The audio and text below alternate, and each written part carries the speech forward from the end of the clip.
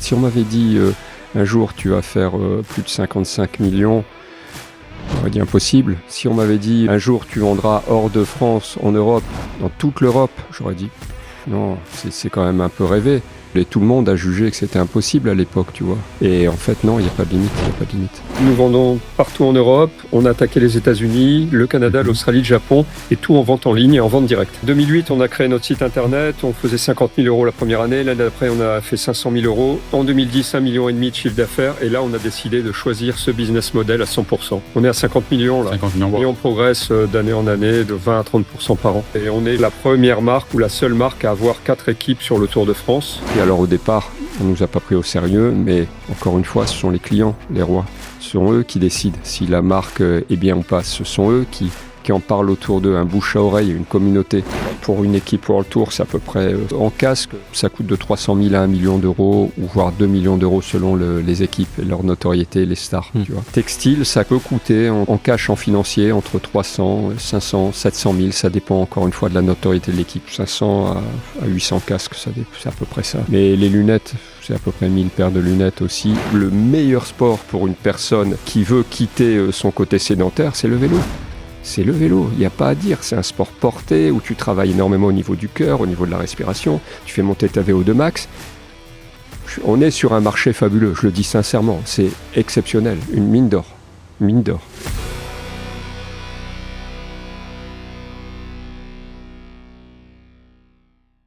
Bon, JC, quand on voit où est Ekoi aujourd'hui, elle est où la limite avec une marque comme celle-ci ? Non, il n'y a pas de limite. Il suffit. La limite, c'est nous qui l'imposons. Et tant qu'on a envie de développer des produits, tant qu'on a la passion, tant on se met des challenges au quotidien, c'est-à-dire être toujours bon, être bon avec nos clients, intransigeant au niveau du service, intransigeant sur tous ces petits détails qu'il ne faut pas négliger, parce que derrière chaque commande, il y a un client qui a payé, ce que je dis souvent, et qui attend sa commande. Tant qu'on a envie de développer des produits novateurs, innovants, pour les équipes pro, pour nos athlètes professionnels qui nous font confiance, que ce soit actuellement pour la route, le triathlon, le gravel, et comme on revient en VTT cross-country pour les futurs pratiquants cross-country qui vont porter les couleurs de Ekoi. Tant qu'on a ces exigences-là, il n'y a vraiment pas de limite. Vraiment. Nous, vraiment, on peut dire que si on m'avait dit en 2008, à l'époque où on faisait très peu de chiffre d'affaires, 50 000 euros en direct, si on m'avait dit un jour tu vas faire plus de 55 millions, on aurait dit impossible. Si on m'avait dit un jour tu vendras hors de France, en Europe, dans toute l'Europe, j'aurais dit non, c'est quand même un peu rêvé. Et maintenant, on se rend compte qu'on est capable d'aller vendre aux États-Unis, au Canada, en Australie, au Japon, et qu'on a des clients vraiment fidèles, adeptes, une grosse communauté. J'aurais dit non, c'est impossible. Et tout le monde a jugé que c'était impossible à l'époque, tu vois. Et en fait, non, il n'y a pas de limite, Grâce à Internet aussi, grâce à ce business model qui est incroyable. Justement, c'est ce que j'aimerais qu'on aborde aujourd'hui dans cet échange. C'est comment est-ce qu'on fait 0 à 55 millions. Alors, tu parles de 50 000 euros la première année, mais ouais. Effectivement, à un moment, tu as créé la marque à partir de 0. Ouais. Je voudrais comprendre un peu déjà comment cette marque est née, parce que effectivement, aujourd'hui, on voit un petit peu ce que c'est, on l'a suivi, on est peu à savoir exactement ce qui s'est passé, donc j'aimerais que tu reviennes là-dessus. Mais c'est bien ça, en fait, parce que en fait, on nous a découvert il y a peut-être 4-5 ans, en France, peut-être depuis plus longtemps, mais au départ, de 2001 à 2010, on vendait dans un système de distribution traditionnel, grossiste, chaîne de sport, et je veux dire, on était assez discret parce qu'on faisait des casques pour des différentes marques, des lunettes pour différentes marques. C'était les 2 produits phares de Ekoi. Et puis, en 2010, on a décidé d'être focus sur la vente en ligne. Et là, on a commencé à être visible, très visible même en France. Et en 2014, on a attaqué l'export. Donc, on a commencé à être visible dans les différents pays. Je prends l'exemple de l'Espagne. On a dû attaquer l'Espagne il y a 7 ans. Tu vois, on faisait rien en Espagne. On avait un petit distributeur qui faisait 50 000 euros. Gilles Sanders est allé là-bas. vendu son magasin à côté de Toulouse. Il est allé s'installer avec sa femme en Espagne et il a commencé à attaquer le marché, à faire connaître Ekoi, faire parler d'Ekoi, tu vois, partout. Et puis, c'était un travail de fourmi. Alors, au départ, on nous a pas pris au sérieux, mais encore une fois, ce sont les clients, les rois. Ce sont eux qui décident si la marque est bien ou pas. Ce sont eux qui en parlent autour d'eux, un bouche à oreille, une communauté qui explique, non, Ekoi, c'est pas une grosse marque, mais les produits sont super, j'ai été livré vite, et quand il y a un problème, ils sont là, tu vois. Donc, ça s'est fait au fur et à mesure, de façon très naturelle. Voilà. Alors, très naturel, néanmoins, il y a quand même une histoire derrière. C'est que toi, Ekoi, t'as pas fait ça toute ta vie. T'as eu des activités avant. Est-ce que tu peux nous parler de comment t'es arrivé à créer Ekoi? Alors, c'est l'histoire, ça va vite la vie, hein, ça passe très très vite. Au départ, j'ai travaillé pour L'Oréal. Mon premier job, j'étais commercial pour L'Oréal et j'étais commercial itinérant dans toute la France. Donc, je visitais la grande distribution et je vendais du maquillage et des parfums. Et après, j'ai connu la grande distribution là. Et j'ai connu une grande distribution qui était pas très attractive. Franchement, les acheteurs, c'était pas toujours terrible. Il y a des enseignes où ils étaient infects. Et donc, je suis resté 2-3 ans. Je devais avoir 19 ans à l'époque. J'étais le plus jeune commercial de chez L'Oréal. Et je suis resté 2-3 ans et j'ai été frustré par les rapports avec la grande distribution, avec ce milieu-là qui était abject. Et donc, j'ai fait le grand écart. Je suis allé travailler dans une société qui vendait des chemises, Guy Laroche à l'époque. Donc là, c'était du prêt-à-porter de luxe. Je m'occupais de la distribution dans la moitié nord de Paris. Et donc, je visitais les plus gros magasins, les plus beaux magasins de Paris, quoi. Et là, c'était tout à fait... pas jet set, mais c'était très guindé. Je me rappelle d'un commercial Yves Saint Laurent qui avait son chauffeur qui lui sortait son portant avec ses collections. Et moi, j'étais avec mes 2 valises là. C'était pas mon monde non plus. Et comme j'avais fait du vélo jusqu'à 18 ans, je me suis dit, il faudrait que je revienne au sport, dans le sport. Et je suis tombé par hasard sur une annonce où MBK cherchait un commercial sur le Nord-Pas-de-Calais. MBK venait d'être racheté par Yamaha, tu vois, donc il y avait un renouveau, ils cherchaient vraiment une nouvelle force de vente, enfin bref. Et voilà, c'est comme ça que je suis revenu dans le vélo. Après, MBK a distribué des marques américaines, Diamondback et Kestrel et Klein, ou Klein, je sais pas comment on dit. Et donc c'était sympa parce que c'était les débuts du VTT. Et je me rappelle Klein ou Klein, je sais pas comment on dit, mais ils avaient des tubes oversize. Ouais. Là, c'était des vélos magnifiques, bicolores. Et ça, j'ai dit ça me plaît parce que vendre des vélos de généralistes, des cyclomoteurs, on vendait à l'époque, j'ai vendu du Solex et tout chez MBK. Dans un réseau de détaillants, c'est bien. Mais je m'étais dit, implanter la marque, ça m'intéresse. Ils avaient coupé la France en 2. Moi, j'avais toute la moitié de la France pour aller m'occuper de promouvoir ces 2 marques. Enfin, ces trois marques. J'ai fait ça 3 ans, je crois, et le responsable des achats qui était parti en tant que donc responsable des achats de chez MBK, Pascal Cordier, a été recruté par une société italienne qui s'appelait Veta pour s'occuper de la distribution en Europe, et lui m'a débauché de chez MBK pour m'occuper du marché français pour Veta. Et Veta, donc, c'était une société italienne qui faisait des selles. Donc, ces selles étaient fabriquées d'ailleurs par Selle Italia. On faisait des compteurs à l'époque, et des compteurs et des casques. Et je me rappelle que les selles, on les vendait chez Sun, en OEM notamment, chez Lapierre, chez Gitane, dans toute l'OEM. Et on visitait des grossistes. Et c'est là que j'ai compris, j'ai appris beaucoup. J'ai appris comment il fallait promouvoir un produit. J'ai appris comment se fabriquer un produit. Et j'ai appris aussi les erreurs à ne pas faire parce que Veta, à l'époque, avait sorti un compteur sans fil, était assez novateur, et les compteurs sans fil marchaient pas bien. On avait du mal à à comprendre les problèmes et surtout à être réactif pour les réparer.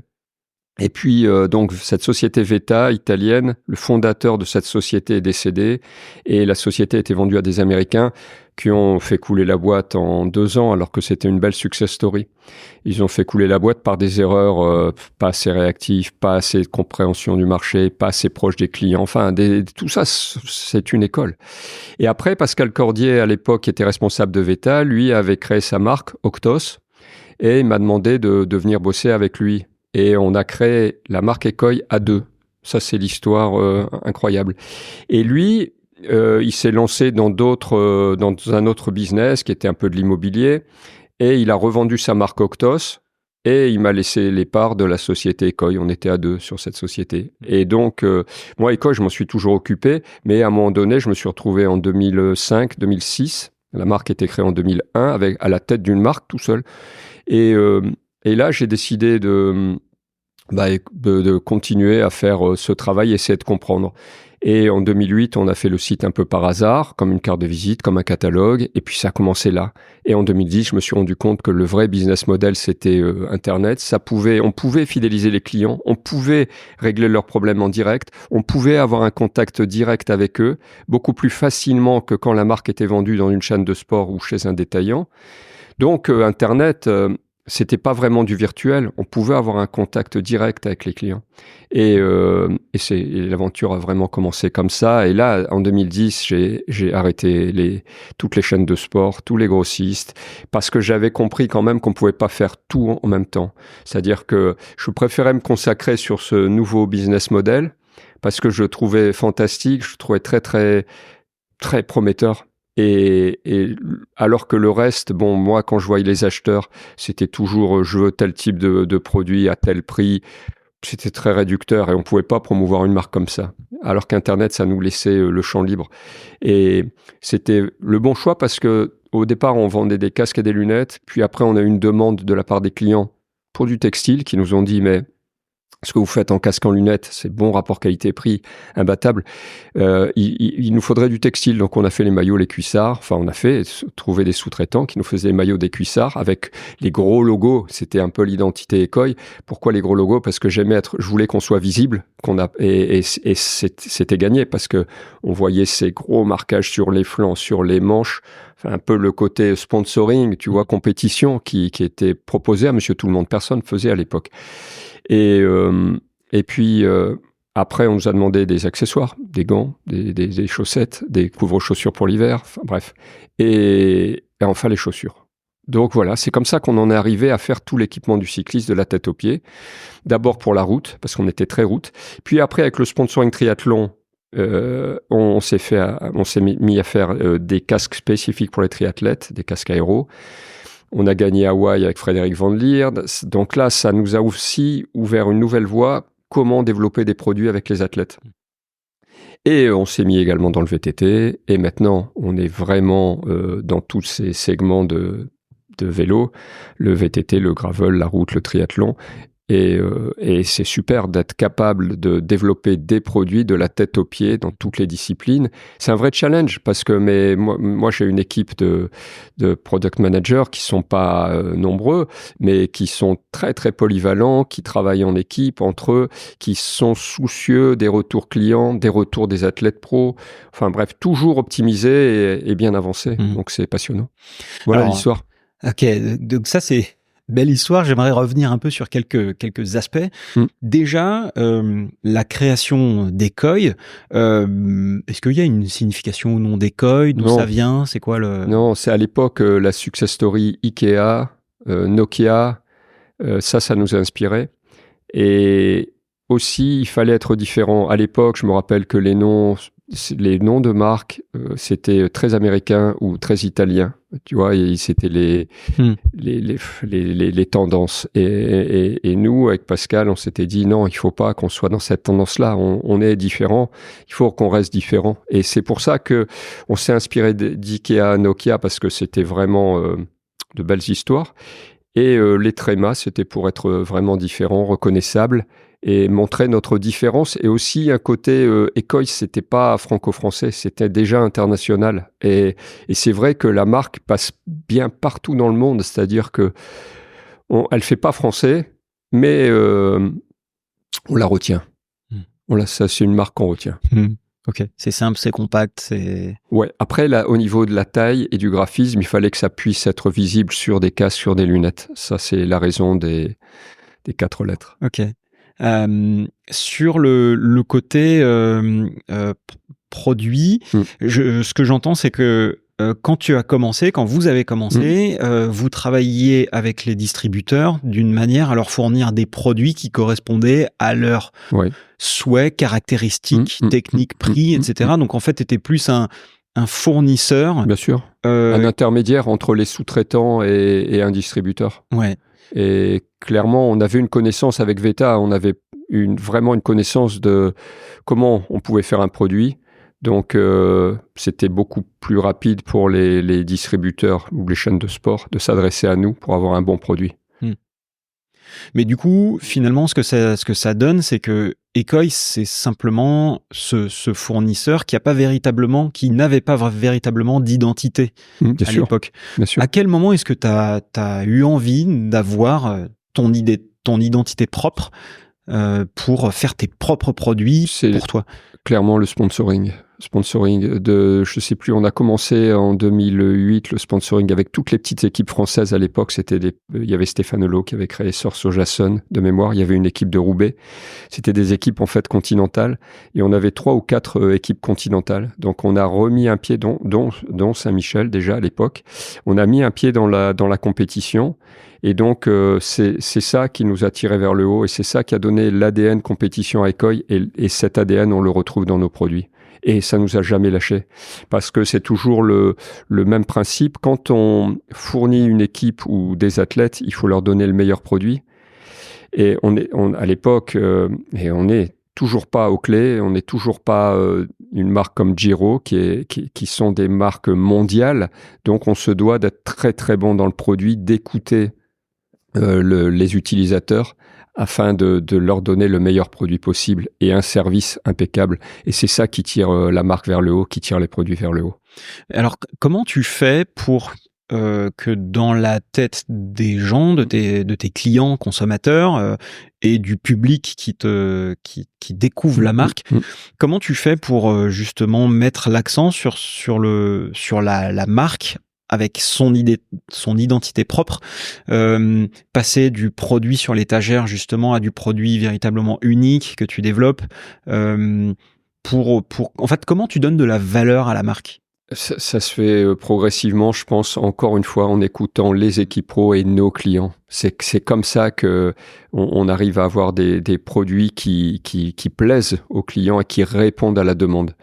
En fait, ce qui est important aussi, c'est qu'on est très, très réactif. C'est-à-dire que quand on sent une tendance, on y va et ça va très, très vite. Nous, on est capable de développer une collection textile en 3 semaines, tu vois, mais c'est de la folie. Personne fait ça. Un casque, Lucas a développé le nouveau casque Chrono, qui a été porté par les coureurs du Tour de France, nos 4 équipes sur le Tour, qui est porté par Sam Laidlaw, là, à Hawaï, samedi, qui sera porté par Sam Laidlaw, peut-être champion du monde encore. Et il a développé en 6 mois. Une marque de casque, elle développe en général un casque en 2 ans. On a chez nous une réactivité incroyable. Les lunettes, pareil, on peut créer un modèle de lunettes en 2 mois, facile. Un modèle, mais quand je dis modèle, c'est-à-dire un design, un véritable, tout véritable de produit de A à Z fait par Ekoi. Chaussures, c'est plus long. Un modèle de chaussures, je pense qu'il faut minimum 6 mois. Mais on est très très réactif et ça c'est une vraie force parce que là tu as dû le remarquer, tout va très très vite. Les consommateurs sont très versatiles, ils ont besoin de nouveautés très régulièrement et le marché évolue très vite. Donc nous on a cette capacité à faire des produits qui collent à la demande, donc on est toujours dans le coup. Sincèrement, je pense, on n'est pas à la rue à ce niveau-là. Et donc ça donne une véritable identité à la marque aussi. Après, l'identité, la valeur de la marque, c'est un rapport qualité-prix imbattable. Réellement, c'est en termes de personne peut être à notre prix et en plus on a une stratégie très très très agressive, c'est-à-dire qu'on fait énormément de promotions, d'offres spéciales et ça, le client se laisse tenter bien évidemment. Et de nombreuses collections aussi, c'est-à-dire qu'on nous avait surnommé le Zara du cyclisme, mais parce qu'on fait énormément de collections, il n'y a pas véritablement de saison. Maintenant, comme on vend partout dans le monde, saison été ou saison hiver, en ce moment, on peut encore vendre de l'été à Los Angeles. Donc, ça paraît incohérent de sortir une collection été maintenant, mais on est capable de sortir des nouveautés maintenant. Donc, beaucoup de collections, un rapport qualité-prix imbattable, toujours collé à la demande du consommateur, travailler sur l'innovation, tout ça, c'est ça qui donne une valeur à la marque incroyable. On ne dort jamais, on s'endort jamais. Mais pourquoi ? Parce qu'on est passionné aussi. Et quand tu vois le Roc d'Azur, ça te donne plein d'idées, parce que quand tu vois ces gars là qui sur leur VTT là, leur drôle de machine là, qui sont partout, mais c'est ça qui te donne envie de créer le bon produit pour cette clientèle là. Moi, j'entends parfois le cross-country, c'est mort, le VTT musculaire c'est mort. J'ai entendu ça, mais c'est de la folie quand on voit le nombre de pratiquants, l'engouement, toute cette ferveur autour du VTT. C'est que les gens qui disent ça sont comment dire, influencés par les problèmes de stock qu'ils ont en ce moment. Mais la demande, elle est toujours là et elle est encore plus forte. Et c'est pas parce que le gravel monte ou que le e-bike monte. Tout ça, ça fait partie de la même famille. Ça reste du vélo. Et on a une chance incroyable, c'est que le vélo a jamais été aussi populaire. Franchement. Moi, quand j'ai fait du vélo jusqu'à 17 ans en compétition. À l'époque, c'était un peu blaireau de faire du vélo de route, tu vois. Et maintenant, ça l'est plus du tout. Et quand tu fais du vélo de route, tu fais aussi du gravel ou tu vas aller au triathlon. En fait, tout ça, c'est formidable. On a pris conscience que le sport et le vélo, c'est un sport fabuleux. Et les médecins, maintenant, quel est le meilleur sport pour une personne qui veut quitter son côté sédentaire, c'est le vélo. C'est le vélo, il n'y a pas à dire. C'est un sport porté où tu travailles énormément au niveau du cœur, au niveau de la respiration, tu fais monter ta VO2 max. On est sur un marché fabuleux, je le dis sincèrement. C'est exceptionnel, une mine d'or. Mine d'or. Et tu parlais aussi d'art de vivre. Ouais, parce que moi, j'essaie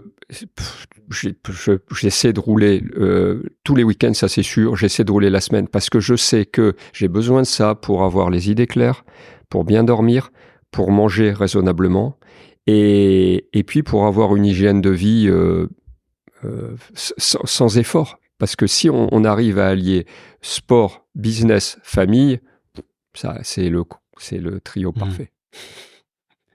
Alors, on parlait, pour revenir un peu sur les produits, au début, donc, tu achetais des produits sur étagère. Oui. Comment t'es passé, alors, pardon, je reviens un petit peu à tout ça, mais j'aimerais comprendre le switch entre l'achat de produits sur étagère et la définition d'une identité propre à Ecoy. Ouais. Ce passage et que tu nous parles aussi de la contribution de la compétition à ça, le rôle des athlètes dans tout ça, comment tu fais évoluer tes produits, tes inspirations. Alors, c'est ce cheminement que j'aimerais arriver à comprendre. Parce que si je prends l'exemple d'un casque, par exemple, tu sais qu'un casque, c'est comme pour un cadre de vélo, tu dois acheter...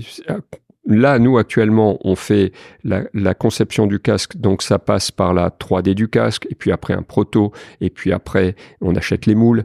Ces moules il y a 3 moules en général pour bien fitter la tête. Donc toi, tu as tes moules à toi ? Oui, bien sûr. Okay. Tous les moules de lunettes, les moules de casque.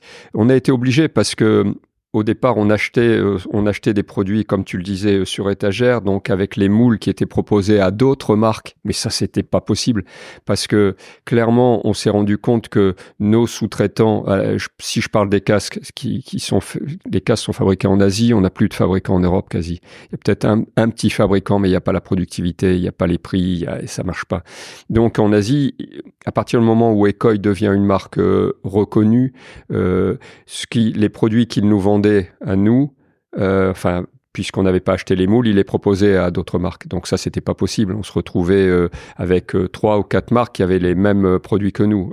C'était impossible. Donc on a vite été obligé d'acheter nos moules et de développer nos propres produits. Et à l'inverse, toi aussi, vous avez bénéficié de ça dans votre intérêt pour reprendre des formes qui étaient libres. Ouais. Et il y avait 2-3 fabricants qui faisaient des modèles de casques, qui avaient leur propre moule et qui nous proposaient ces formes-là. Mais clairement, ces fabricants chinois, tu sais que la tête des Asiatiques est différente de la tête des Européens. Donc, ces casques-là, on s'est vite rendu compte que ça n'allait pas sur la tête des Européens. Ça collait pas. Donc, c'était un problème de sécurité, c'était un problème de confort. Et les designs étaient pas non plus étaient très très asiatiques. Donc on s'est vite rendu compte que ça avait ses limites. Et on a développé nos propres produits. On a investi dans des moules. C'était nos propres moules et ça s'est fait naturellement. Après, encore une fois, quand on a des demandes spécifiques de clients ou d'athlètes de haut niveau, on se doit de créer des produits qui leur conviennent. Donc, on ne peut pas trouver des produits standards qui conviennent à tout le monde. Donc, voilà, c'est pour ça qu'on a développé nos propres produits très, très vite. Et en textile, nos propres patrons également. Parce que, tu sais, on disait les produits, les maillots italiens, ça taille court, petit, mais c'est parce que les patrons sont pas bien faits, clairement. Si tu choisis un tissu, tu es obligé de faire un patron spécifique et selon tes clients, ta catégorie de clients. Si on a une catégorie de clients qui est plutôt loisir, bon, ils sont un peu d'embonpoint sur le ventre, au niveau du ventre ou au niveau des hanches, il leur faut un patron spécifique ou un tissu spécifique. Donc, tu en arrives vite à acheter tes propres moules de casque, à créer tes propres patrons en textile, choisir tes propres tissus et on avance. C'est le seul moyen de proposer des produits convenables et qui répondent à la demande des clients. Mais ça, du coup, j'imagine que ça coûte beaucoup plus cher que d'acheter sur étagère. Donc, que c'est en fait, est-ce que c'est le e-commerce, toi, qui t'a permis justement de développer ça? Exactement. Pour avoir les ressources de développer tes moules, etc. Avant, quand je vendais à la grande distribution, on était payé à 90 jours. Donc, on se servait en quelque sorte de banquier. On avançait le fonds de roulement à ces clients-là. Les grossistes étaient pareil, un peu moins, 30 jours. Là, avec Internet, le client paye cash. Donc, la trésor, on l'a. À partir du moment où on a le stock, on est payé direct. Dès qu'on vend, on est payé. Et ça permet de pouvoir investir et de se développer facilement. Parce que plus tu crois, plus tu grandis, plus tu as besoin de trésor pour financer cette croissance. Et donc là, avec Internet, c'est facile. Très facile. Ça me rappelle l'évolution, la progression d'une superbe marque qui est Mondraker, qui au tout début achetait des cadres sur étagère chez Astro par exemple, et qui maintenant sort des vélos uniques qui sont magnifiques en plus, qui gagnent, qui vont vite. Et on parle plus du tout de cette marque qui achetait ses produits sur étagère aujourd'hui, alors que c'était très très visible à l'époque. Ouais. Mais tu vois, c'est un déroulement naturel, je pense. T'as pas les moyens d'acheter tes propres moules au départ, t'as pas non plus la connaissance pour développer tes produits au départ, et tout ça se fait de façon naturelle. Et étape par étape. C'est comme maintenant, on a un dépôt pour envoyer, on envoie à peu près 1500 à 2000 commandes par jour, tu vois. Et ça s'est pas fait du jour au lendemain. Au départ, on envoyait 10 commandes par jour. Donc après, on s'est équipé pour être capable de faire 30 commandes ou 50 commandes par jour. Là, maintenant, on en est à 2000 commandes jour. Ça a pris du temps, mais ça s'est fait de façon naturelle. Mais quelqu'un maintenant qui veut se mettre dans le e-commerce, c'est très très compliqué parce que on est sur ce business-là depuis 2010. Donc en 14 ans, on a vraiment franchi toutes les étapes, tu sais, de façon naturelle, et pour en arriver là. Si demain tu dis à une marque, ok, tu changes ton business model, tu vas envoyer tous tes produits, tu vas avoir ton service qui va s'occuper du site, donc il te faut 2-3 programmeurs. Il te faut si tu veux avoir tes propres produits, il te faut une équipe capable de développer tes produits, il te faut un endroit pour les stocker et il te faut des préparateurs de commandes pour les envoyer vite et bien. Et c'est pas évident à mettre en place tout ça. Et il faut être très, très, très réactif. Et il faut être très bon maintenant dans tout ce que tu fais. Donc, je comprends la difficulté pour certaines marques de changer de business model. C'est pas évident. Alors, j'aimerais comprendre le tien. C'est comment tu as changé de business model. C'est-à-dire, on a compris que tu voulais plus bosser avec la grande distrib, mais surtout que tu as testé un truc qui en 2008 s'appelait l'Internet. L'Internet pour la vente en ligne. Donc, déjà, comment ça s'est fait concrètement?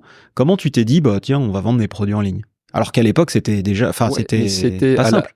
Au départ, c'était comme un catalogue. On s'était dit, tiens, tout le monde a un site, donc c'est un peu une carte de visite. Tiens, Ecoy, c'est quoi? Plutôt que de donner un catalogue, va voir sur mon site. Mais on s'est vite rendu compte que un site internet, si tu ne vends pas les produits, ça intéresse pas trop les gens. Donc, on a vendu les produits. On a mis en avant nos produits. C'était moche à l'époque, hein, franchement. Mais c'était les débuts d'Internet. Il n'y avait pas non plus le haut débit, je crois. De 2010, ça a dû commencer. Mais c'était quand même assez... 2008, je peux dire. Quand on a commencé, le haut débit, c'était pas non plus la folie. Donc, la présentation était vraiment artisanale. Mais ça a fonctionné. Et on a mis des moyens de paiement en face. On a vendu des produits. Et ça a vite fonctionné. Donc... Encore une fois, moi, j'ai pas l'impression, j'ai rien inventé du tout. Tout s'est fait de façon très, très naturelle. Et je dois dire aussi, la communauté a fait beaucoup parce que les clients ont vite apprécié notre disponibilité, le rapport qualité-prix des produits, notre réactivité. Les produits changeaient beaucoup et ils en ont parlé autour d'eux.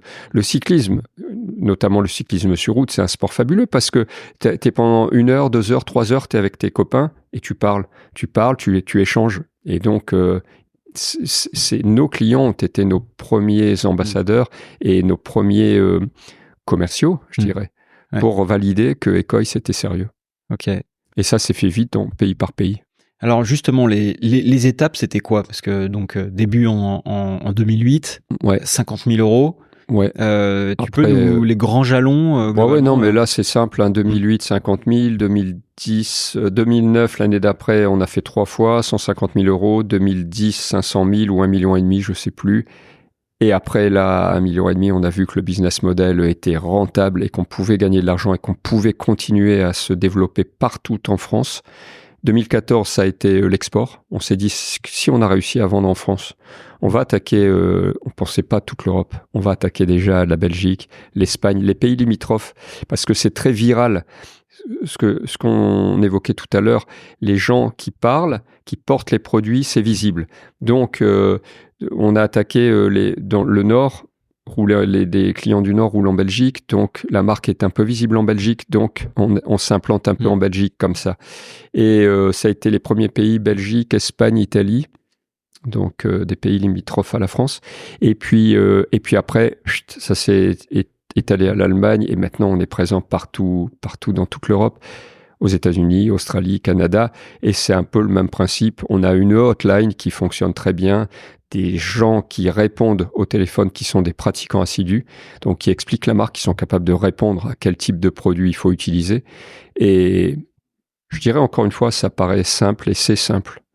Il suffit simplement de faire bien le taf et de respecter les clients et de les écouter aussi. Comment est-ce que tu as justement adapté ton organisation, je sais pas, même tes locaux, ta logistique et tout ça pour suivre, accompagner la croissance de la marque, c'est-à-dire sur les 14 dernières années? Tu sais, l'équipe, au départ, on a commencé à Port-Fréjus, dans un bureau à 9 mètres carrés, hein, avec Alban, le créateur du site. On était 3, il y avait une assistante, Alban et moi. Et on avait 9 mètres carrés à Port-Fréjus, un petit bureau. Et on avait un entrepôt qu'on louait dans le Nord avec un préparateur de commandes dans le Nord. Tu vois, on faxait les commandes. Et puis après, on s'est dit avoir le stock à Tourcoing, dans le Nord, c'est pas très cohérent. Donc on a pris un petit entrepôt ici, zone de la Palue, à Fréjus. Entrepôt qui avait d'ailleurs été inondé en 2013 ou je sais plus, 2012. Enfin, il y a eu des inondations. On avait 2 mètres d'eau dans l'entrepôt.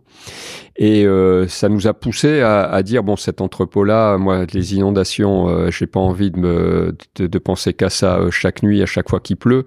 Donc, on va bouger. Donc, on a pris un autre entrepôt plus grand, toujours à Fréjus. Et maintenant, on est en 2020, on a refait un entrepôt ici de 2000 mètres carrés, mais qui est déjà trop petit. Et donc, on a refait un 3e entrepôt, enfin, un nouvel entrepôt à Puget, là, qui fait 6000 mètres carrés.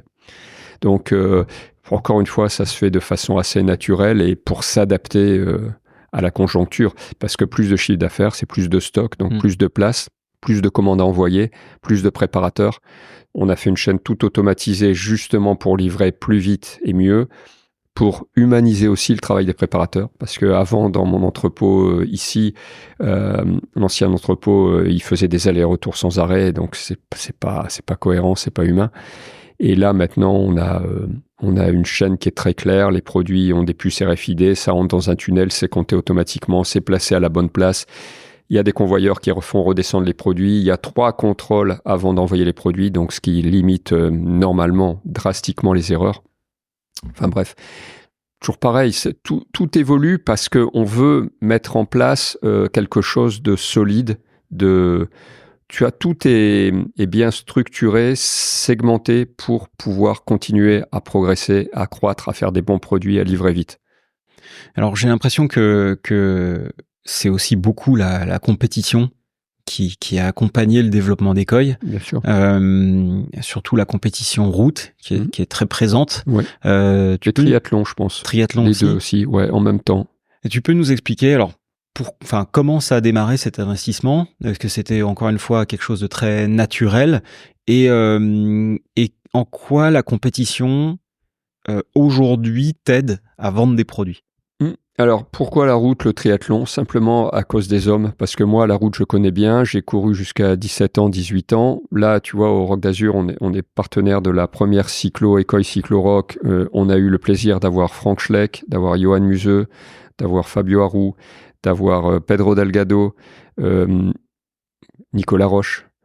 En fait, dans notre camion, hier, ils étaient... tous les 5 là, et à eux tous, ils avaient 15 victoires d'étape sur le Tour.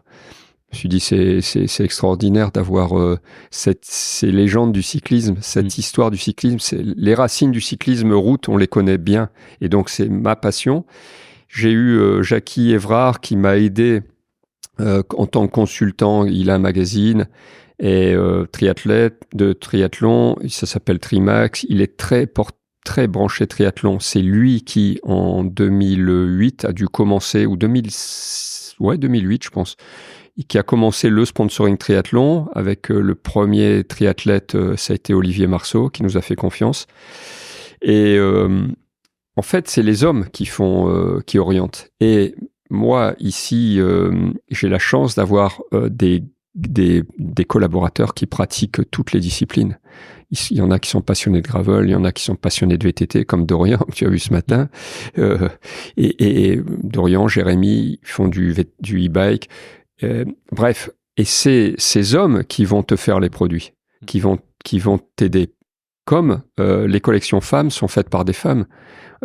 Difficile pour un homme de faire des collections pour les femmes. Donc, là, on a l'avantage d'avoir des collaborateurs qui sont passionnés et qui développent les produits qu'ils aiment ou qu'ils aimeraient avoir.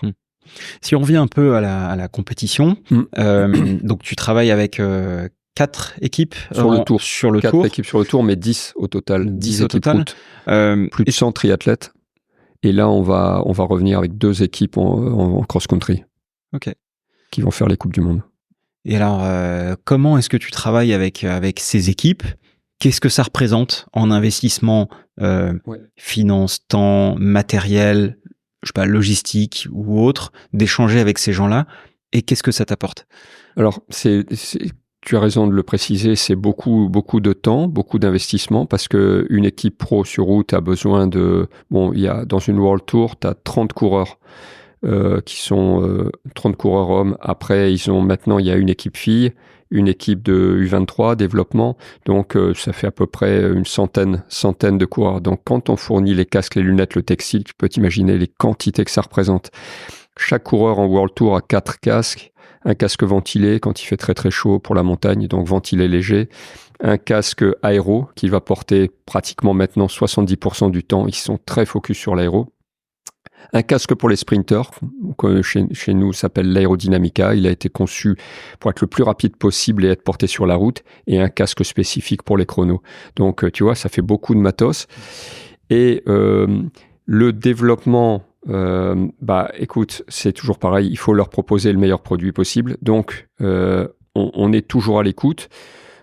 En général, sur la route, ça se passe comme ça. Là, tu vois, on est en octobre, mi-octobre. Ils ont déjà eu un rassemblement où toutes les équipes route vont avoir un rassemblement.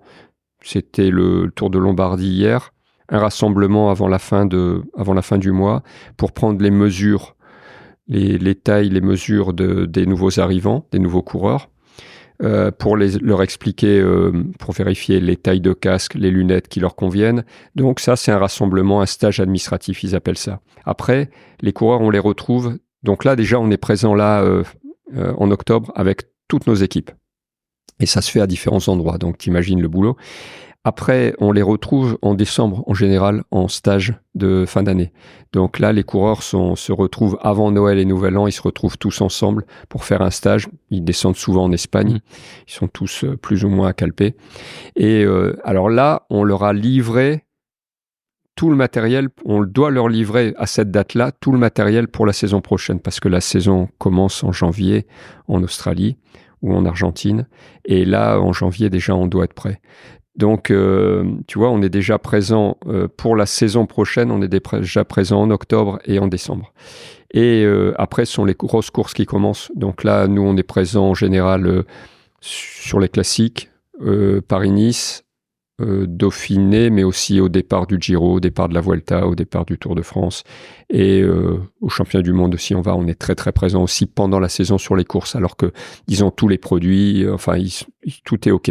Alors tous les produits, pardon, mais du coup ça représente quoi en termes de quantité, de volume de produits que tu envoies à ces équipes? Pour une équipe World Tour, c'est à peu près 500 à 800 casques, c'est à peu près ça, c'est 500, énorme. 800 casques. Mais les lunettes, c'est à peu près 1000 paires de lunettes aussi. Et le textile, on a une garde-robe énorme. Il leur faut un cuissard de début de saison, un cuissard très fin pour l'entraînement, maillot début de saison, maillot très fin, pour les classiques, maillot pour quand il fait très très chaud, les grosses chaleurs. Et puis il y a les combinaisons. Ils ont 3 types de combinaisons. Une combinaison début de saison, une combinaison mi-saison, en quelque sorte, et une combinaison aéro quand il fait très chaud. Les vêtements de pluie, les vestes de pluie chaudes, les combinaisons de chrono qu'on fait sur mesure avec différents tissus pour les différents coureurs. C'est une usine à gaz. Et ça, par exemple, un coureur consomme combien de pièces de textile à l'année? Il faudrait demander à Stéphane Rossetto qui s'occupe de notre sponsoring. C'est lui qui suit ça, mais les quantités sont énormes. C'est vraiment énorme. Parce que, tu sais, un coureur, pendant la saison, il utilise au moins une quinzaine de combinaisons pour la course, pour la compétition. Et comme il s'entraîne tous les jours, en général de 3 à 5 heures par jour, les cuissards, les maillots, c'est pareil, quoi. Donc, non, c'est quantité énorme. Et en idée, pour avoir une idée de ce que ça coûte à une entreprise comme Écueil ou même les autres, parce que j'imagine que c'est pas complètement la tête du client, mais c'est l'offre et la demande. Ok.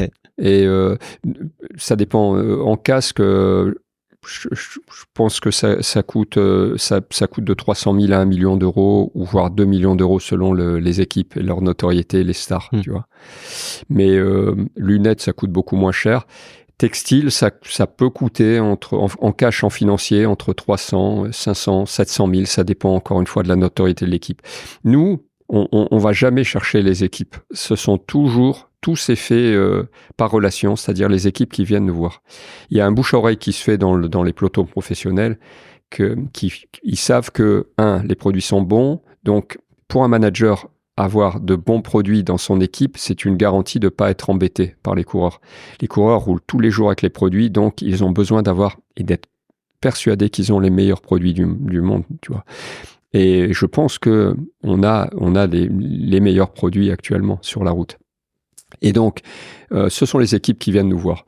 Donc, et ça se fait beaucoup par affinité. Cédric Vasseur, Cofidis, je le connais depuis des années. Il est du Nord. Je l'ai connu quand j'étais, à l'époque, je travaillais chez Veta, tu vois, et il était coureur. Manu Hubert, on a gagné la première étape du Tour avec Brice Feuillu, avec Agritubel. Donc, c'est pareil, je le connais depuis très, très longtemps. Et cette équipe, c'est un peu comme une famille pour nous. C'est-à-dire que les coureurs, on est très, très très proche de cette équipe et j'ai beaucoup d'admiration parce que Manu Hubert et toute son organisation sont des passionnés de vélo et ils font le maximum avec les moyens qu'ils ont, parce qu'il faut pas se leurrer, il y a une différence entre les moyens de l'équipe Arkea Samsic et les moyens de l'équipe UAE. Et donc on se doit si on est partenaire, on se doit de les aider au maximum. Ça fait un peu partie d'Écueil. Et donc Manu, on le connaît depuis longtemps, Cédric aussi. Israël, c'était une rencontre avec le manager, le directeur sportif Rick Verbruge qui nous avait sollicité, d'abord pour le textile, et puis après, quand on a dit OK, on peut faire le textile, il y avait une marque de lunettes Sikon qui a pas voulu parce que Ekoi, ça les embête, donc ils sont sortis. Et donc on a pris les lunettes et les casques HJC.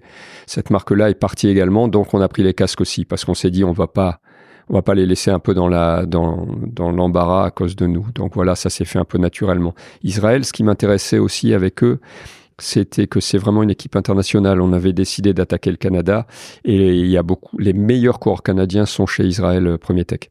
Premier Tech est une marque canadienne très très puissante au Canada, dans le monde entier d'ailleurs, et qui est partenaire de l'équipe. Donc c'est une équipe à forte connotation canadienne, mais aussi australienne et anglaise, et très très internationale. Ça, c'est ce qui nous plaisait.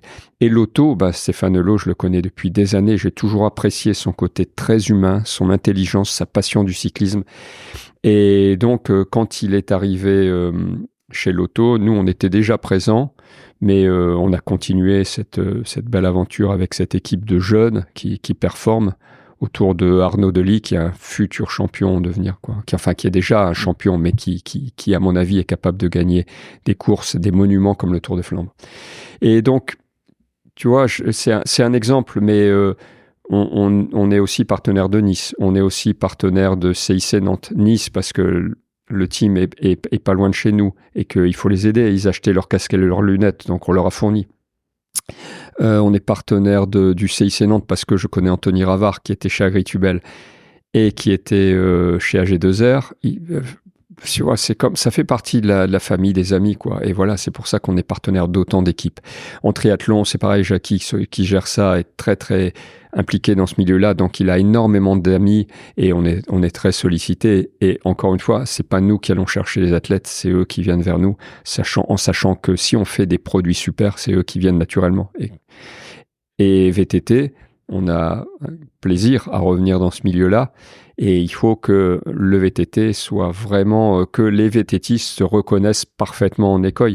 Tu vois, sur le rock, il y a beaucoup de gars qui portent Ekoi, mais il faut qu'on fasse d'Ekoi une marque véritablement 100% VTT dans toutes ces disciplines que sont le cross-country, l'enduro et par la suite la descente avec des produits spécifiques. Alors, on parlait juste avant des athlètes. Comment ceux-ci t'aident à développer, mettre au point, améliorer tes produits? C'est le contact. Tu as vu dans le showroom, il y a le mur des signatures. Il y a tous les athlètes. On est là depuis 2020. Il y a un mur complet de signatures de champions qui sont passés ici. Et donc, les athlètes viennent. Les produits VTT, on les développe avec Julien Absalon, qui est un local et qui se fait un plaisir de venir passer du temps parce que c'était un pilote incroyable, mais c'est un testeur et un chef de produit exceptionnel.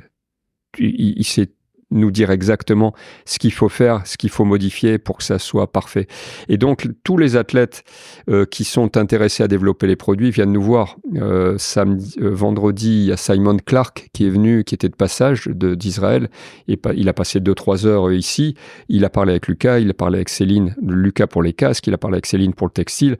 Donc, sur des petits détails qui ont leur importance. Donc, je me rappelle de Nairo Quintana, quand il était chez Arkea, il venait ici, il passait 3 heures l'après-midi.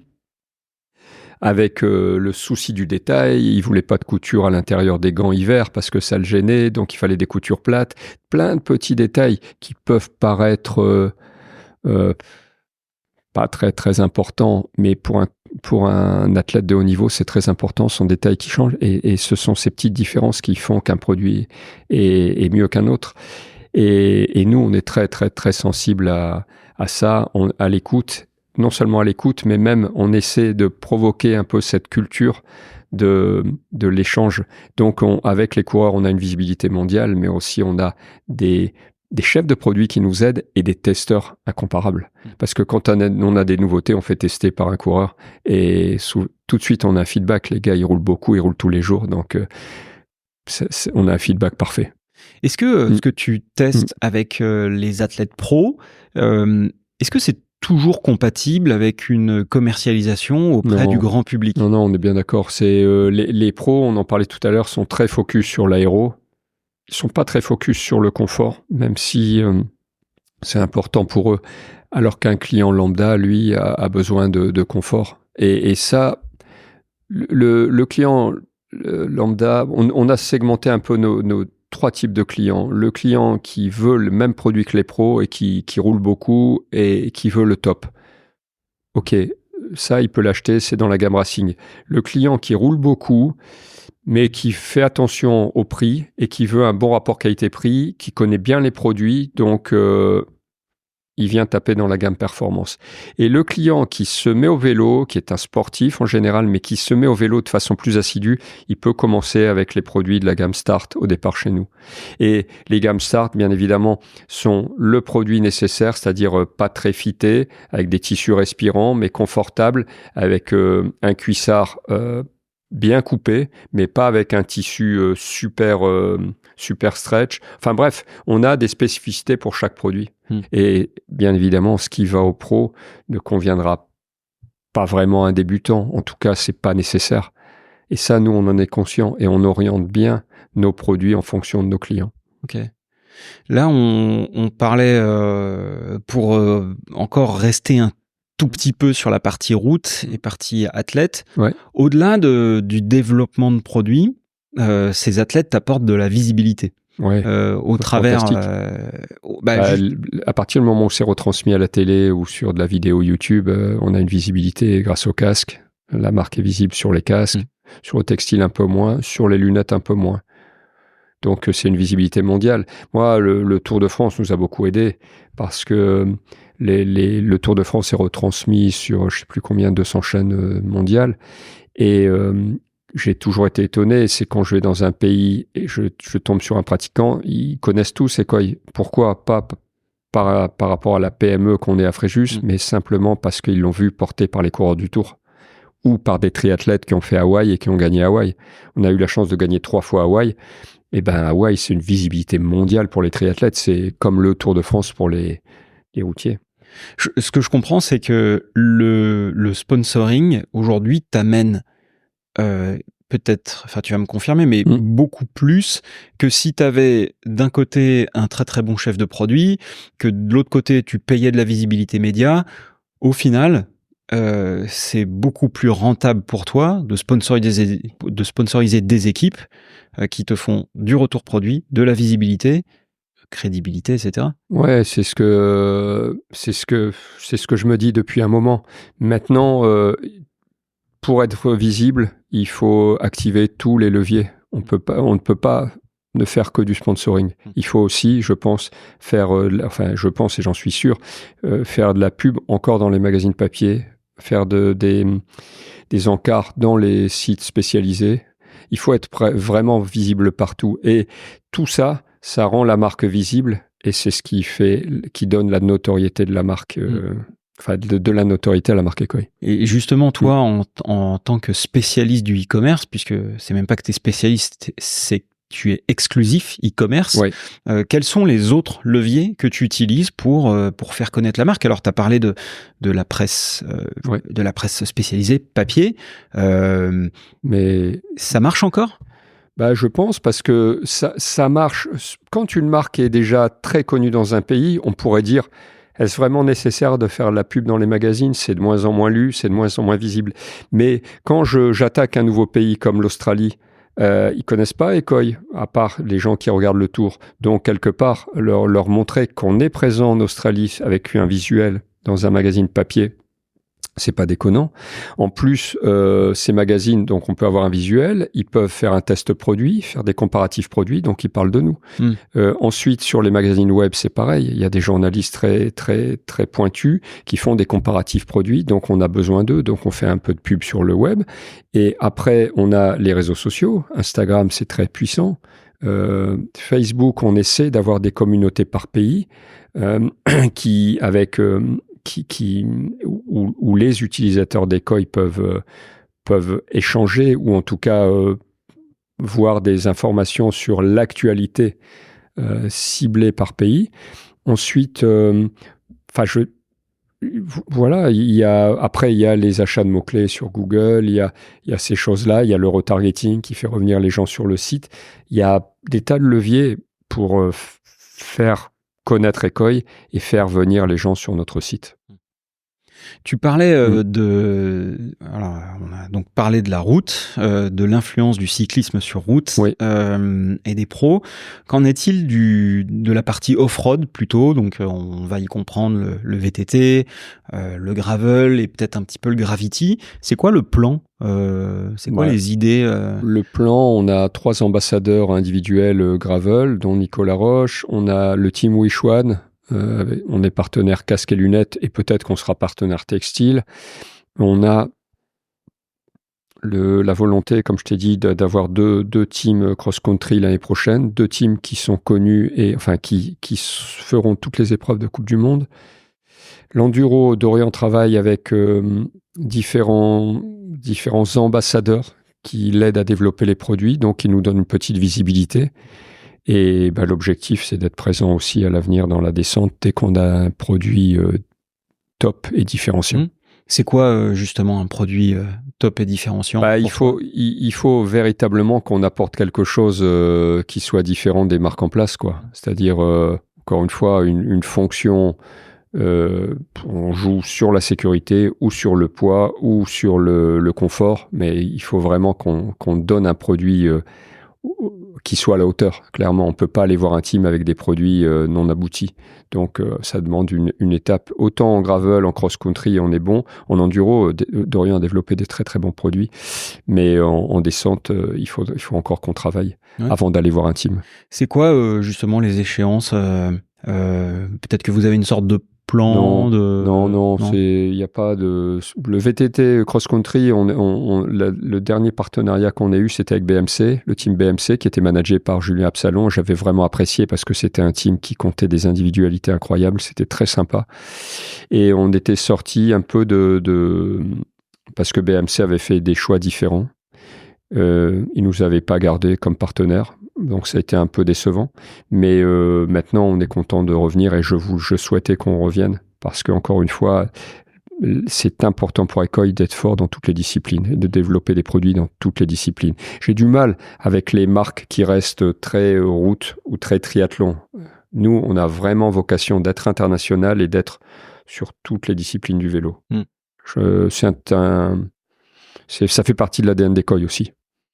Donc tu nous as parlé de 2 teams en cross-country. Oui. Tu peux nous donner des noms déjà ou? Je peux. On va faire une annonce. Il y a un team espagnol et un nouveau team français qui va se créer. Okay. Mais tu seras informé quand officiellement on décidera de faire l'annonce. Mais c'est déjà fait. Les coureurs sont déjà venus prendre leurs mesures en textile.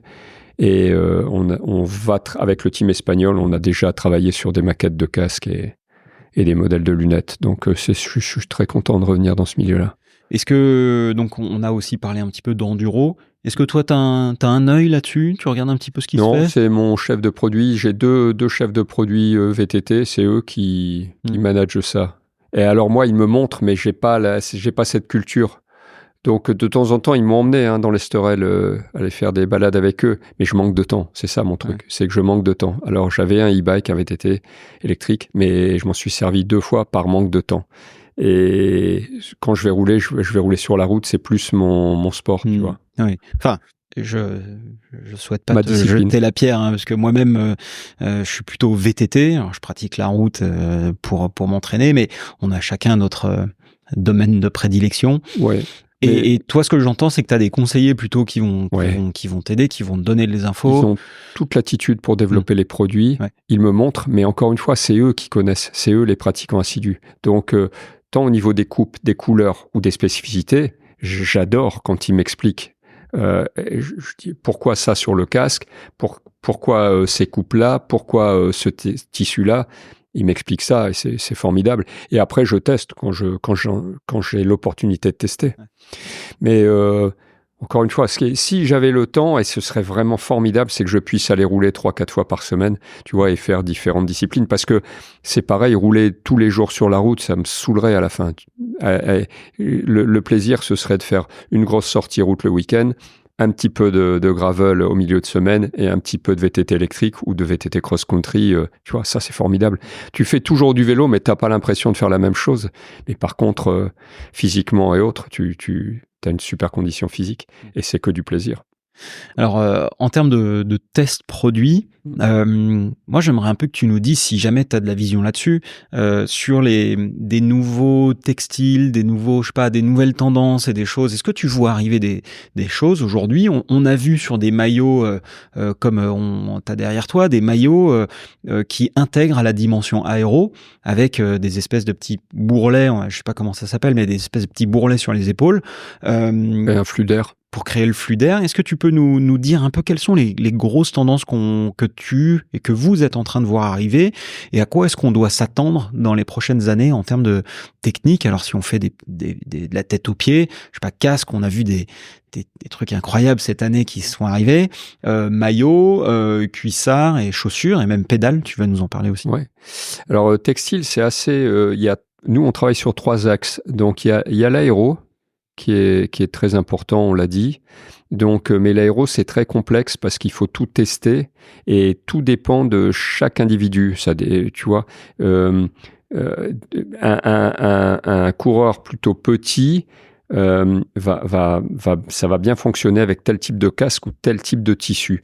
Et la vitesse aussi, il y a des tissus qui sont rapides à moins de 50 km/h et des tissus qui sont différents et qui sont plus efficaces et plus rapides à plus de 50 km/h. Donc, tu vois, ça dépend à la fois de l'individu et de la vitesse à laquelle il roule. Si c'est pour le chrono ou si c'est pour les classiques, les courses en ligne. Ensuite, donc il y a l'aéro pour le textile. Il y a aussi la protection. On a développé des tissus anti-abrasion, notamment sur les cuissards. En cas de chute, ça évite de se râper la peau. C'est très très important parce que un coureur qui chute pendant des courses par étapes, tu vois, il va mal dormir la nuit, il va mal récupérer et il peut perdre un grand tour à cause de ça. Et il y a plein d'exemples. Hein. Donc, on travaille sur ce type de tissus anti-abrasion qui doivent être respirants et confortables. Et après, il y a les tissus thermiques, en fait, pour garder frais quand il fait très chaud ou garder chaud quand il fait très froid. Et ça, on a l'Outlast. On a été les premiers à introduire cette technologie qui a été créée par la NASA dans le vêtement de cyclisme. Et ça, ce sont des produits incroyables. Donc, tu vois, il y a ces 3 axes-là, aéro, thermique et protection avec l'anti-abrasion. Sur les casques, c'est pareil, il faut un casque rapide, mais la base, c'est quand même la protection. Les chutes sont de plus en plus courantes, les coureurs vont de plus en plus vite, donc on se doit d'avoir un casque très très protecteur. Et il y a une quinzaine d'années, c'était à la mode d'avoir les casques les plus légers du monde, mais c'était de la connerie. J'ai jamais voulu adhérer à ça parce que d'abord, un casque, ça doit protéger en cas de chute. Le fait qu'il soit léger, c'est un avantage parce que c'est moins lourd à porter, c'est plus agréable, mais d'abord la protection avant tout. Et donc, c'est pour ça qu'on avait fait un partenariat avec Koroyd, qui amortit mieux, qui protège mieux une simple coque en polystyrène. Au niveau des lunettes, on travaille beaucoup sur le confort visuel. Toutes les lunettes, maintenant, protègent bien des UV. Il y a pas de doute là-dessus. Là où on peut travailler, c'est le confort visuel des couleurs. C'est-à-dire que c'est très agréable de porter une lunette qui a des verres avec une teinte bien particulière qui te conviennent parfaitement. Ça, les coureurs qui roulent tous les jours, qui les utilisent, c'est hyper important. On doit protéger leurs yeux, mais aussi qu'ils aient un confort visuel. Après, il y a ce côté photochromique. On avait sorti la e-lens. On a, il y a 2-3 ans, le problème de la e-lens, ce qui me gêne, c'est que c'est formidable. Hein, ça se teinte ou ça s'éclaircit en moins d'une seconde. Le concept, il est exceptionnel. Le seul problème, c'est qu'on achète ces écrans, ces verres en Suisse, et que ça coûte très très très cher et ça reste fragile. Donc c'est pas cohérent avec la stratégie Ecoy. Moi, j'ai besoin d'avoir un produit qui soit abordable et qui soit clairement solide et durable.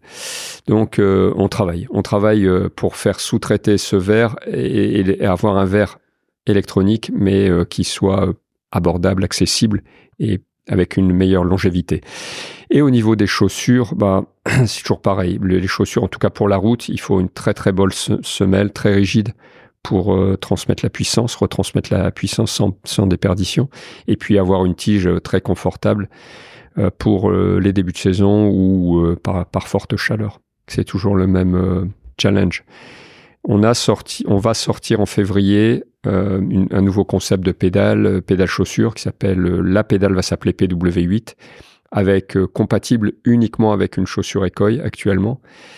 Là, le gros avantage, c'est qu'on a une grosse surface d'appui, un meilleur tirage et la semelle est très très proche de l'axe, 8 mm. Donc c'est ce qui donne un pédalage beaucoup plus fluide et logiquement un gain en efficacité. On est sur le sujet depuis 3 ans. On va la commercialiser maintenant. On a fait des tests jusqu'à 10 000 km avec 15 ou 20 testeurs. On a 2 coureurs de Nice qui les utilisent, 2 coureurs de Burgos, mais j'ai aussi des légendes comme Claudio Capucci, Pedro Delgado qui roulent avec et qui nous font un retour. Et en général, quand on a essayé cette pédale-là, on a tendance à vouloir garder ce nouveau concept. Et l'avantage aussi avec ce nouveau concept et la chaussure, c'est que tu peux marcher normalement. Tu n'as pas cette cale proéminente qui te fait marcher comme un canard et qui te fait glisser ou user les cales. Voilà. Et alors, comment tu fais pour développer un produit comme celui-là, ou en tout cas le développer, c'est je dis pas que c'est simple parce que ça prend du temps, 3 ans, mais surtout la commercialisation et comment est-ce que tu t'attaques finalement à des gros mastodontes entre guillemets de la pédale, si on peut dire, que sont du Look, du Time, du Shimano, du Speedplay, des gens qui sont quand même là depuis un moment, implantés et qui sont pas vraiment challengés en plus. Non, mais pourquoi ils ne sont pas challengés? Parce que c'est pas évident de faire un produit. La pédale est un produit très technique et on doit pouvoir enclencher et désenclencher très facilement en cas de chute. Et c'est quand même un produit où il y a une compatibilité entre la chaussure et la pédale qui doit être parfaite. Donc c'est pas facile. Après les mastodontes, il y a vraiment personne sur le marché de la pédale route. Il y a Shimano qui doit avoir 65% de part de marché sur la route, Look qui doit avoir 30%, peut-être 35%. Speedplay, c'est racheté par Wahoo qui a 2%, peut-être 3% sur le marché de la route, je pense. Et Time, racheté par SRAM, qui est également très petite part de marché, je dirais 2-3% maxi. Et le cœur de métier de SRAM, c'est pas de pousser et développer la pédale. Wahoo, c'est pareil, c'est pas développer Speedplay. Shimano, il a d'autres chats fouettés aussi que de développer la pédale. Et donc voilà, en fait, on se retrouve avec deux marques fortes pour la route. Et donc, c'est un marché qui est tout à fait ouvert et qui est très intéressant. Mais plus qu'une notion de business ou de marché, ce qui m'intéressait, c'est d'apporter un produit différent et d'arriver avec un nouveau concept. C'est ça qui est plaisant. Et alors, comment ça s'est fait justement, ce nouveau concept? Qui a eu l'idée? Comment ça a germé cette idée et comment vous avez choisi de la développer? Pascal Nobile, qui est l'ingénieur qui a développé cette pédale, ce brevet, est venu me voir. Et il est venu avec un proto et m'a dit tiens regarde, j'ai été voir Look, j'ai été voir Shimano, ça les intéresse pas. Et je peux comprendre parce que Shimano va pas changer tout, tu vois, radicalement de produit parce qu'un ingénieur vient le voir avec un échantillon. Et donc il est venu me voir en me disant clairement j'ai été voir Shimano, j'ai été voir Look, ils m'ont un peu jeté. Est-ce que ça peut présenter un intérêt pour vous? Alors au départ, je lui ai dit non, ça présente pas trop d'intérêt parce qu'on est spécialiste de l'équipement. Je comprends que la chaussure adaptable à une pédale, c'est l'idéal, mais c'est pas vraiment notre métier. Donc voilà. Et le lendemain, je déjeune avec Philippe Gilbert qui passait par hasard. Je lui explique. Et il m'a dit non, t'as tort parce que c'est quand même hyper intéressant. Moi, dans ma carrière, j'ai toujours un peu galéré entre les pédales, les chaussures, les cales, l'usure, etc., etc. Donc, il me dit c'est un projet qui est super intéressant. Donc, je lui ai dit écoute, moi, je veux bien le faire. Et est-ce que tu veux participer à ce projet-là? Il m'a dit oui, ok, avec plaisir. Je peux te faire des retours, des tests et t'expliquer un peu tout ce qui m'a manqué dans ma carrière et si on peut faire un produit qui idéal en quelque sorte, je suis partant. Et voilà, le challenge est venu comme ça. Donc j'ai rappelé Pascal, on lui a racheté ses brevets, on l'a intégré à la structure puisqu'on a créé une société spécifique pour développer ce produit. Et il travaille toujours sur le projet avec nous. C'était important de le garder dans l'aventure parce que c'était son bébé et parce que quelque part cette pédale, même si elle est bien aboutie, on pourra sans doute la faire évoluer à l'avenir. Pourquoi pas créer une pédale VTT? La pédale a été testée notamment, elle est en test chez différents teams World Tour. Donc, qui comprennent bien l'intérêt de ce nouveau concept, très proche de l'axe, plus de puissance, meilleur tirage plutôt. Et j'ai des triathlètes qui vont l'utiliser parce que les triathlètes sont les premiers à sauter sur l'innovation. Donc, je pense qu'on aura 2 triathlètes de très très haut niveau mondial qui l'utiliseront l'année prochaine. Et sur la route, on va garder notre partenariat avec Nice, le Team Pro de Nice, parce que les professionnels de Nice qui souhaiteront l'utiliseront. Alors, qu'est-ce que ça implique une fois que tu as travaillé, développé le produit avec des athlètes notamment, tu les équipes, mais l'objectif c'est quand même de commercialiser et de faire en sorte que d'autres marques puissent utiliser, créer des produits compatibles. C'est quoi les challenges justement d'arriver à faire quelque chose comme ça? Ouais, parce que là, cette pédale, donc elle va être disponible en février. Nous, Ekoi, on va mettre, on a fait la chaussure Ekoi compatible avec cette pédale, mais le but c'est d'aller voir d'autres marques pour leur proposer de faire un produit compatible avec cette pédale. Donc, j'ai déjà vu une marque italienne il y a 2-3 semaines. Ils sont plus embêtés par le contexte économique actuel et ils sont moins ouverts sur l'innovation, c'est ce que j'ai ressenti directement. Développer une semelle, ça leur paraît compliqué, alors que moi, je leur donne la 3D de notre semelle, il n'y a que la tige à faire. Le stock, ce que ça impliquerait, parce qu'avoir des chaussures uniquement compatibles avec notre pédale, ça nécessite un stock de chaussures, ça leur paraît un peu compliqué. Enfin, tu vois, ils se mettent des blocages là où, pour moi, il n'y a pas de blocage, quoi. Avoir 300-400 paires de chaussures en stock adaptables à cette pédale, pour moi, c'est rien du tout. Avoir développé une semelle, on leur donne la semelle, mais s'ils veulent la développer avec toutes les informations qu'on a, c'est assez facile. Mais j'ai pas retrouvé dans ces marques-là la volonté de faire un produit spécifique pour cette pédale, alors que c'est quand même étonnant. Ils préfèrent continuer à vendre des chaussures uniquement compatibles avec les pédales Look ou Shimano. Ok, mais ça me dérange pas, parce que je sais toujours que j'ai un rendez-vous avec une autre marque italienne la semaine prochaine, enfin dès demain, et parce que je me dois de le proposer à différentes marques. Et après, c'est toujours pareil, succès aidant, ces marques-là viendront. S'il n'y a pas de succès, ils auront fait le bon choix de ne pas venir. Mais ça ne me dérange pas, parce que Ekoi, on est capable, encore une fois, de faire la promotion d'un produit tout seul. Et avec le réseau de clients qu'on a, la pédale est attendue, on a des demandes parce qu'on m'en parle, donc je me fais pas de soucis. Et encore une fois, c'est plus le challenge de mettre sur le marché un produit, une innovation de rupture, que d'aller faire un business fantastique. C'est pas un problème. Si demain, par exemple, je suis une marque de chaussures, peut-être une jeune marque de chaussures qui suis intéressée par l'idée, le principe de la PW8, qu'est-ce que ça me coûterait, moi, de développer une gamme de chaussures? Ça te coûterait pas grand-chose. On te donne la 3D de la semelle, si tu veux. Tu prends la même semelle qu'Ekoi, tu lui fais un design différent, tu mets ta marque dessus. Après, à toi de faire la tige, le dessus de la chaussure, parce que c'est ton last, ce qu'ils appellent ta forme à toi. Donc ça, développer toutes les tailles de semelles, ça doit coûter 70 000 euros, 80 000 euros à tout casser. Et après, tu dois faire un stock de produits, c'est tout, mais un stock de produits tu peux démarrer avec 500 paires, donc c'est pas non plus énorme, quoi.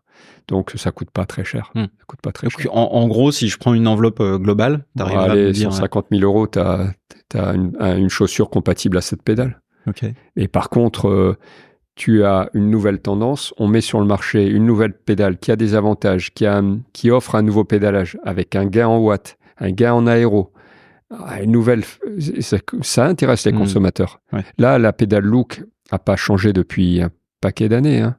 La pédale Shimano aussi. Et là, nous, on arrive avec un nouveau concept. Je pense que c'est intéressant. Il y a des équipes pro qui vont l'utiliser en chrono, d'ores et déjà, parce que quand ils vont faire leur test et qu'ils voient qu'il y a un gain, même si c'est 2 watts ou 3 watts, c'est énorme. Et en chrono, ça peut jouer. Donc, je pense qu'il y a des teams qui les utiliseront. Le problème que j'ai avec les équipes routes, c'est que beaucoup de coureurs ont des contrats individuels. Et donc, les équipes ont du mal à imposer une seule chaussure parce que il y a des coureurs qui ont des intérêts financiers avec des contrats individuels. Ensuite, faut pas se leurrer. Moi, on a un sponsoring chaussures qui est important maintenant sur la route. On a beaucoup d'athlètes qui utilisent nos produits, mais on ne pourra pas convenir à tous les athlètes. Il y a des athlètes qui préféreront une autre marque Ekoi, et ça, je peux le concevoir. C'est pour ça que j'ai intérêt à aller faire venir d'autres marques avec des chaussures compatibles à cette pédale. Et alors, on entend que il y a le côté athlète, donc tu veux susciter l'adhésion des athlètes. Est-ce que pour montrer que c'est crédible. Pour montrer que c'est crédible. Est-ce que c'est pour toi ce sera le moyen le plus efficace, ou est-ce que tu auras d'autres, parce que finalement, en fait, tu essayes d'impliquer des athlètes, mais aussi des marques. Enfin, bien sûr. Et puis, les athlètes, c'est pour montrer la crédibilité du concept. Mais moi, j'ai mes ex-champions, enfin, les anciens champions qui les utilisent, et ils sont crédibles parce que les gars, ils continuent à rouler beaucoup et ils savent ce que c'est qu'un bon produit. À Claudio Capucci, qui roule avec cette pédale, connaît très très bien le fonctionnement d'une pédale et d'une chaussure, l'efficacité qu'elles doivent avoir. Donc ces gens-là, on peut leur faire témoigner sur l'importance et l'intérêt d'avoir une nouvelle pédale. Et après, il y a un bouche à oreille qui va se faire. Encore une fois, il y a des pratiquants qui vont tester, des gars qui sont à la recherche de la nouveauté, tu sais, tout le temps, hein. Et qui seront intéressés. Et ces gens-là, quand ils vont essayer la pédale et qui vont valider qu'elle fonctionne parfaitement et que en montée, il y a un meilleur tirage et que clairement, c'est très agréable de rouler avec cette pédale parce qu'elle est plus légère, parce que, enfin, il y a ces avantages dont on a parlé, il y a un bouche-à-oreille qui va se faire. Et puis voilà. Et ne serait-ce que marcher normalement avec ses chaussures cyclistes, ça présente un sacré avantage quand même. Plutôt que de marcher toujours sur ses cales, d'user ses cales, de devoir changer ses cales, régler ses cales. Là, les deux petits inserts sont protégés. Enfin bref, il y a plein d'avantages. Ok. Est-ce qu'il faut qu'on s'attende à d'autres innovations de la part d'Ekoi ? Ouais. Et moi, c'est ce que je veux. Je veux une innovation de rupture dans chaque catégorie de produits et dans chaque discipline. C'est ça le challenge. Et je challenge mes gars. J'ai deux ingénieurs et je vais en avoir 3 en interne pour me travailler sur ce type de challenge en collaboration avec les athlètes, en collaboration avec nos consommateurs. Trouvez-moi des innovations. Il faut que ça bouge, il faut que ça évolue. Il faut que Ekoi ouvre la voie sur des nouveaux produits. Comment tu vois la marque dans 10 ans ? Où est-ce que tu la vois ? Déjà, dans 10 ans, franchement, ça me paraît un monde parce que ça évolue tellement vite que déjà, je suis persuadé que les 3 ou 4 prochaines années d'Ekoi seront incroyables. Et je pense que là, on fait partie des leaders européens parce que ça ferait prétentieux de dire on est leader européen, tu vois.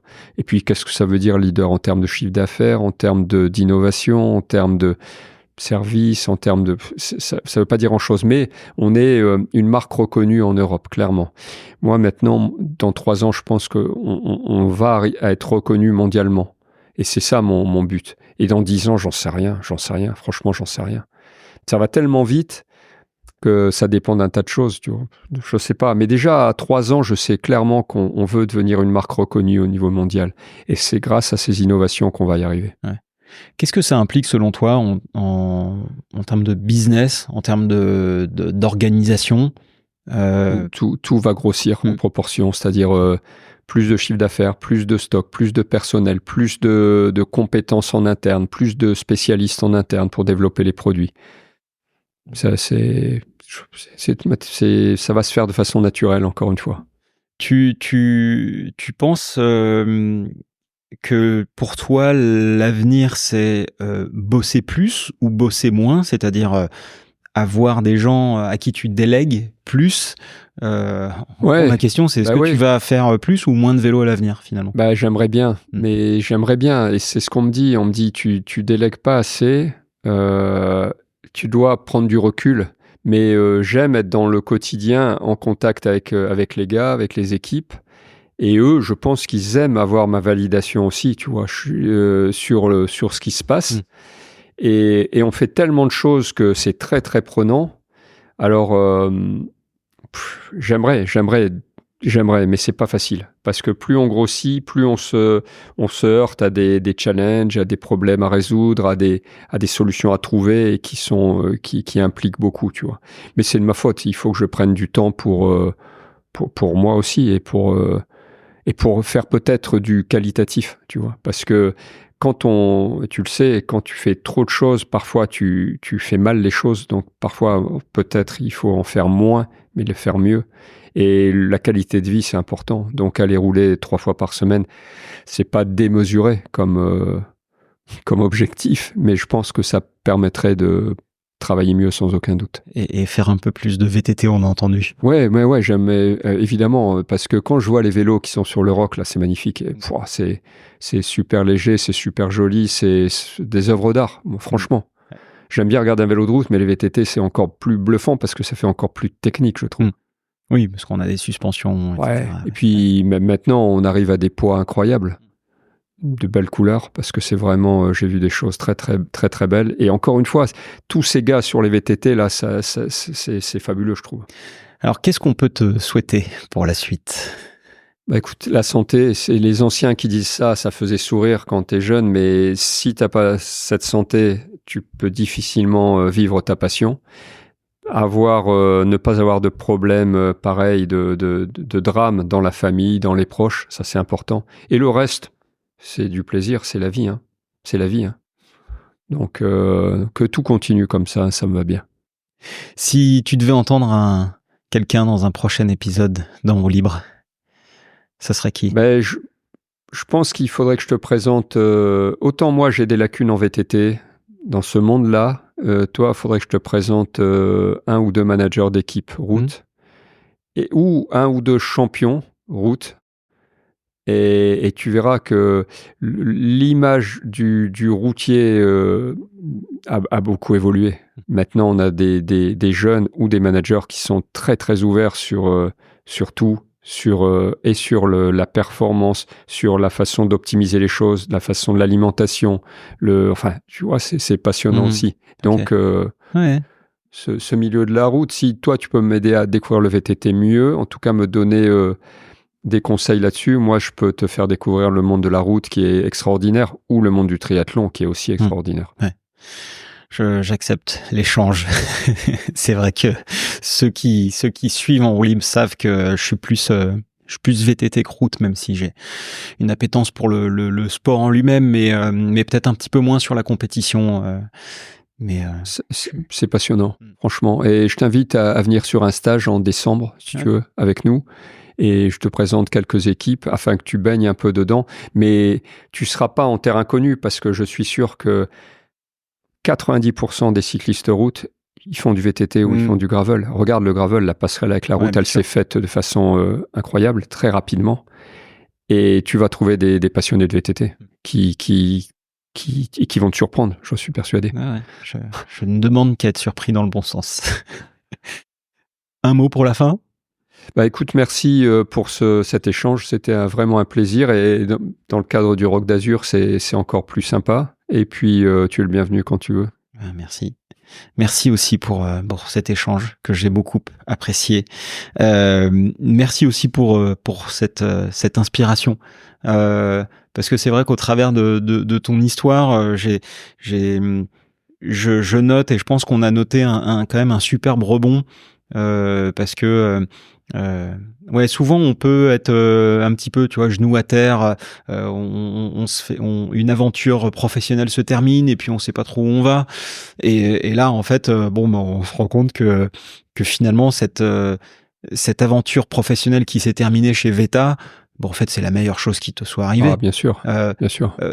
Et on note également que c'est pas seulement une notion de chiffres, d'indicateurs, de chiffre d'affaires, etc., mais aussi c'est le développement d'une aventure, d'une marque, un process itératif, instinctif même, qu'on note chez toi. C'est vrai. quelque chose avec une superbe fluidité finalement qui s'est fait au fil de l'eau de manière très naturelle et on a l'impression que c'est même pas du boulot pour toi quoi. Non, c'est une belle aventure, c'est exactement ça, avec des hauts et des bas. Faut pas croire, il y a des moments où ça a été compliqué, difficile, parce que on a tous les entrepreneurs ont les mêmes problèmes, tu vois. Mais je rajouterais de belles rencontres aussi. Tu vois, ce matin il y avait la École Cyclorock, je suis rentré avec Franck Schleck. En rentrant, on a bu un petit verre aux terrasses, on a parlé, et ça, ce sont des rencontres inoubliables parce que j'ai rencontré des personnes exceptionnelles lors de cette aventure Écoille.